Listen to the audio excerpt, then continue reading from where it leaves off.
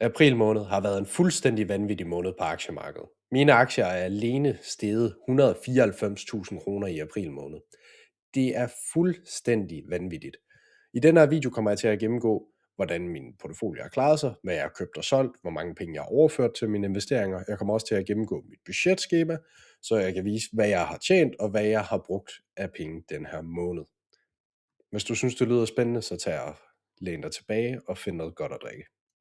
Nu kommer jeg til at gennemgå, hvad der er gået godt på mit store portefølje inde på Saxo Bank. Her er det blandt andet sådan noget som Google, som virkelig har klaret sig godt, som er oppe med omkring 40% i løbet af måneden. Så er det sådan noget som JP Morgan Chase, som er oppe 11%. Og Meta er oppe 14%. Microsoft er oppe 13%. Det er en af dem, jeg har købt op i her for nylig. Og så United Health er oppe 43% den sidste måned. VG Properties er også oppe 11%, så ganske udmærket. Hvis jeg går ind og kigger på mine transaktioner, og så trykker handler, så kan vi gå ind og se, hvad jeg har købt. Og hvis vi tager her fra den 30., hvor jeg optog sidst, der begyndte jeg at købe op i Microsoft igen. Og det har jeg egentlig bare gjort af et par omgange. Grunden til, at jeg har valgt at købe op i Microsoft, det er fordi, at jeg ser det som en stor dominerende spiller på cloud-sektoren. Jeg tror, at den her frygt omkring AI vil disrupt deres forretningsmodel er fejlagtig, og med tiden vil det blive modbevist, når de fortsætter med at tjene en masse penge. Dernæst har jeg købt endnu mere op i Intuit, og det er egentlig samme tese. Jeg tror, at det her sell-off, der er i software-sektoren, er overdrevet, og nogle selskaber fortjener simpelthen ikke at blive udsat for det her massive salgspres. Og så den sidste, jeg lige har købt her inden månedsskiftet, det er Mastercard. Det er en position, som jeg bliver ved med at købe op i. Jeg tror på Mastercard langsigtet som en stor vækstfaktor, og de har lige leveret et fantastisk regnskab. Så hvis vi ser på indbetalingerne, så er jeg lige overført 14.000. Jeg tog glæderne lidt på forskud, da jeg så, hvad jeg fik udbetalt i løn, og så skyndte jeg mig bare at indbetale nogle penge. Så siden min sidste portefølje-gennemgang, der har jeg faktisk fået indbetalt omkring 28.000 kroner. Og nu er min samlede porteføljeværdi på lige omkring 1,8 millioner kontra de 1,6 millioner, de var sidste måned, da jeg lavede min gennemgang af mit samlede investeringsportefølje. Nu er jeg så hoppet over på Nordnet, som er mit mindre portefølje, men stadigvæk en god chat penge. Og herinde består det primært af 3 aktier. Det er Google, som jeg købte tilbage i 2020, som jeg har en urealiseret afkast på næsten 400%. Så er det Abby, som jeg har tæt på 200% urealiseret afkast på. Og så har vi nogle Novo Nordisk aktier, jeg har tilbage fra 2016, som jeg har flyttet fra min daværende bank over på Novo Nordisk. Det er derfor, der ikke er noget reelt urealiseret afkast her. Så er det på tide at kigge på mine indtægter og mine udgifter for april måned. Og det har været en vanvittig god måned. Primært drevet af min lønindkomst, som var på 29.982.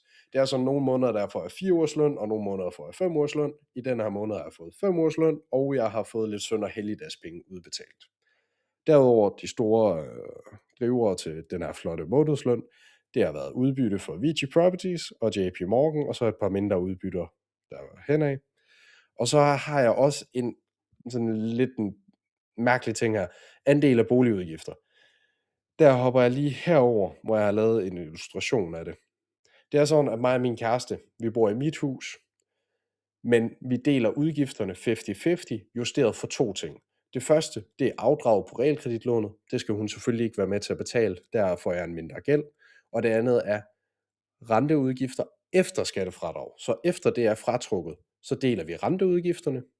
Og det svarer til, at vi hver især kommer til at betale ca. 3.900 om måneden. Så det er faktisk en relativt billig husleje, når vi deler alting op. Jeg betaler så renter, ejendomsskat, ejendomsbidrag. Jeg betaler flere penge, end hun gør på de her 3 poster, end hun gør på alle de andre poster. Derfor er der en difference, og dem får jeg udbetalt som en andel af boligudgifter. Jeg håber, det giver god mening. Hvis vi så kigger på mine udgifter, har været ekstremt lave på 2.488 kroner. Og det er fordi, jeg køber rigtig stort ind, når der er gode tilbud. Så den her måned har jeg primært bare levet af det, der har været i fryseren og i køkkenskabene. Og vi har endda været ude og handle rigtig stort ind, da der var et stort supermarkedskæde, der havde sådan nogle rabatmærker, og så kunne vi få 15%. Så der var vi inde og lave et rigtig godt køb. Derudover så har jeg købt hundefoder til min hund til et halvt år. Der var nemlig også et rigtig godt tilbud. Og så ellers er der lidt Spotify og min Qualtrum aktieanalyse software, jeg betaler lidt penge til, og så har jeg haft noget transportudgift. Så det har været en virkelig billig måned. Hvis vi hopper ind på overblikket, så kan vi se, at april har været meget, meget, meget god herinde på det her. Og det er jo sådan, at jeg betaler realkreditlånet hver tredje måned. Så det betyder, at de fleste måneder, der har jeg ikke ret mange udgifter. Og så kommer der lige en måned med rigtig høje udgifter, og så er vi tilbage til det her igen. Som vi kan se herover, så er det lykkedes mig i år at spare 84.000 kroner op på 4 måneder. Så det er en rigtig god start, og det er simpelthen bare blevet investeret, alle de her penge.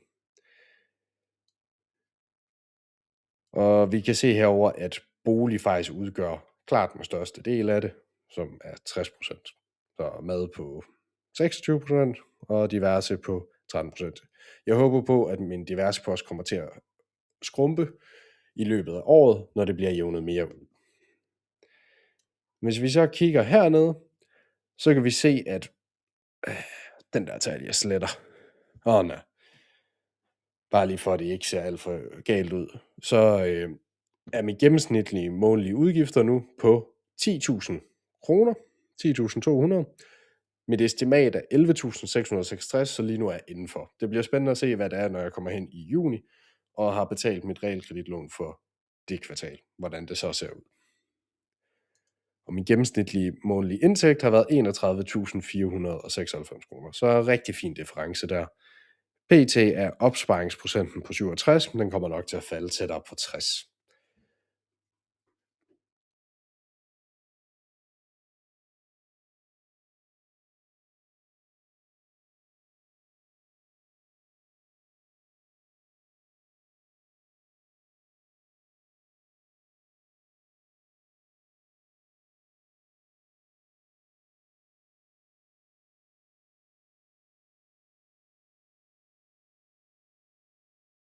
PT så overvejer jeg at købe op i 3 forskellige selskaber. Jeg overvejer først og fremmest at købe ekstra op i Mastercard, da jeg synes, den er ekstremt attraktiv lige nu. Jeg overvejer at købe op i FICO, Fair Isaac Corporation, som laver de her kreditscore-modeller i USA. Og så overvejer jeg at købe endnu mere op i Intuit. Men lad os lige gennemgå Mastercard hurtigt, fordi de har lige aflagt regnskab, og det mest imponerende ved Mastercard, det er deres indtjening per aktie. Når vi nu kigger på deres EPS, altså earnings per share, så hvis vi kigger på Q1 i 26 kontra Q1 i 25, så er det steget med 21%. Det er en rigtig flot vækst for sådan et modent selskab som Mastercard. Det er det her, der giver mig tiltroen til, at de kan fortsætte med at øge deres udbytte på den anden side af 15% fremadrettet. Hvis vi kigger på en 10-årig periode, så kan vi jo se, at det er en meget flot opadgående kurve, som er steget med 17,6% om året i 10 år. Det er fuldstændig vanvittig vækst, og jeg er villig til at betale en præmie for det. Lige nu bliver den ovenikøbet handlet til en billig PI historisk set. Hvis vi går ned og kigger på deres udbytter, som jeg elsker som aktionær, specielt når jeg går efter det her FIRE, så øger de udbyttet med 16,4% om året overset over en 10-årig periode. Det er virkelig flot udbyttevækst. Og selv det sidste år, så de øgede det med 14,4%. Så jeg synes, det er meget flot vækst, de har vist. Og så hvis vi går ned og kigger på valuation, deres værdiansættelse, så kan vi faktisk se over en 10-årig periode, at den er historisk lav.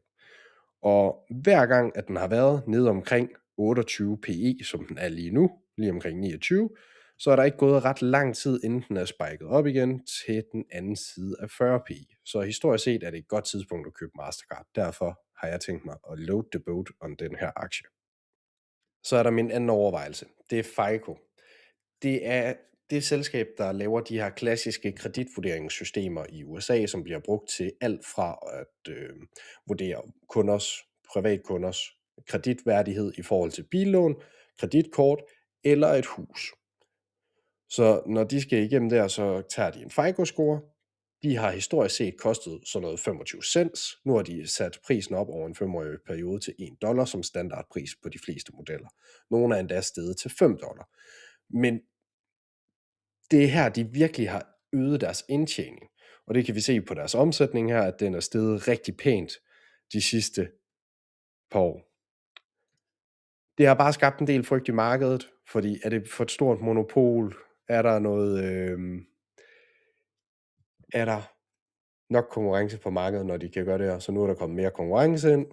FICO mener selv, at de ikke kommer til at tabe markedsandele, fordi at de er de absolut mest dominerende på det her marked. Og jeg tror mere på, at folk i bankbranchen, der har været vant til at bruge FICO i mange årtier, vil fortsætte med det. Derfor kunne jeg virkelig være fristet til at købe op i en historisk rigtig god compounder-aktie, mens den er historisk billig. Og hvis vi kigger på deres free cash flow, så er det jo ligesom Mastercard virkelig flot vækst. De udbetaler dog ikke noget udbytte, men de køber aggressivt aktier tilbage. Hen over en 10-årig periode, så har de købt næsten 3% af aktierne tilbage om året. Så det er virkelig en flot kurve. Hvis vi tager og kigger for eksempel fra, lad os sige, bare 2020, der var der 29,9 millioner aktier udstående. Nu er der 24,5 millioner, så det er noget af en drastisk fald, der er i aktierne udstående. Det er også en måde, de sender penge tilbage til aktionærerne. Fordi når der er færre aktier ude på aktiemarkedet, så bliver hver aktie det mere værd. Det er min mulighed nummer 2. Så den sidste aktie, jeg overvejer at købe op i den her måned, det er Intuit. Det er en aktie, der primært tjener penge ved at lave software til skatterapportering i USA, både for virksomheder og for privatpersoner. Og lige nu bliver de prissat, som om AI kommer til at æde dem fuldstændig op. Og jeg tror simpelthen ikke på det, fordi jeg tror ikke på, at i et system, der er så komplekst som det amerikanske skattesystem, hvor folk de kan risikere lange fængselsstraffe, hvis de rapporterer forkert, at folk de vil lade ChatGPT eller Gemini eller en tredje AI-model gøre det for dem. Der tror jeg hellere, at de vil betale en lille præmie for at lade Intuit gøre det, som de altid har gjort, som i forvejen har alt deres skattedata fra de tidligere år, som bedre kan integrere AI på en ordentlig måde og have en ordentlig data at træne deres modeller på, end de vil risikere en fængselsstraf eller en meget høj bødestraf. Fordi Intuit har alligevel nogle garantier for, at de står inden for det, de laver, når man køber deres produkter. Hvis vi kigger på aktieprisen, så er den historisk lav 5 år siden. For blot et års tid siden, i 2025, så var den oppe og koste lige godt $800. Nu koster den 400. Deres omsætning, ligesom de 2 andre virksomheder, vi kigger på, rigtig flot stigning, 16% om året over de sidste 10 år. Rigtig flot omsætningsvækst. Hvis vi kigger på deres free cash flow per share, ligesom de andre, 17,25%, rigtig flot vækst.